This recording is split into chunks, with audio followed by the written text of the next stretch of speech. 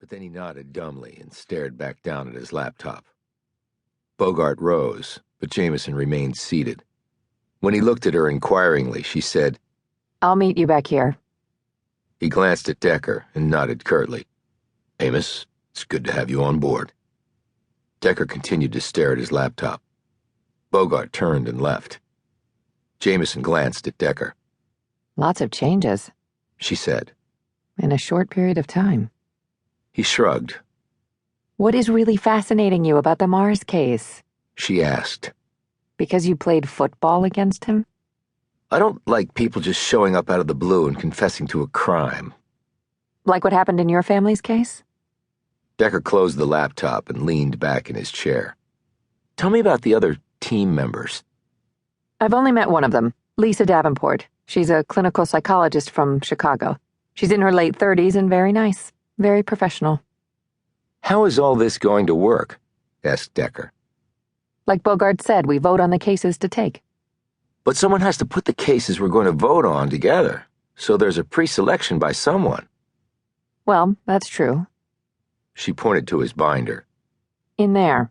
Fascinating stuff. But you can add this Mars case. Bogart said so." "He didn't actually say that. He said the case was out of his jurisdiction. He said we could lobby the others to take it, but if I get voted out, we don't take it." He looked at her. "Do I have your vote?" "Of course you do, Amos." He looked away. "I appreciate that." Jameson looked surprised. Decker didn't usually acknowledge things like that. "Do you want to get cleaned up?" She added diplomatically. "I know it was a long drive, and you apparently drove straight through." "I did, and yeah, I should clean up some, but I don't have many clothes." "We can go shopping if you want, before the meeting." "Maybe after." "Any time, Amos. I'm ready to help." "You don't have to be this nice to me." Jameson knew that, unlike other people, Decker was being quite literal. "I figure we both had big changes in our lives, and we need to stick together. There might be a case down the road I want to take, and then I'd need your support, right?" Decker looked at her thoughtfully and nodded. "You're more complicated than you make yourself out to be," "One can only hope," she said, smiling weakly. Chapter 6. "How do I get 20 years of my life back? You want to tell me that? How?" Melvin Mars sat across from his attorney in the visitor's room at the prison. Mary Oliver was in her mid-30s, with auburn hair cut short and square glasses over her sparkling green eyes. Her angular, pretty face was sprinkled with freckles. "You don't, Melvin," She said.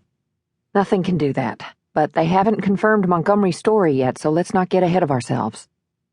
"I don't know this dude. I never met this dude. I never knew he even existed until they came and told me. So they can't say I paid him to kill my parents. And if they can't show that, I'm out of here, right?" Oliver rustled some papers in front of her. "Look, it's not that simple. We have to let the process work, okay?" Mars rose and smacked the wall behind him, drawing a stare from the burly guard stationed in the center of the room.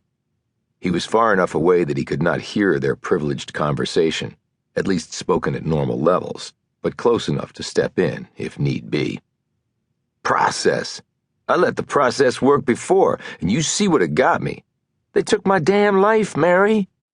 "It's natural to feel betrayed and taken advantage of, Melvin.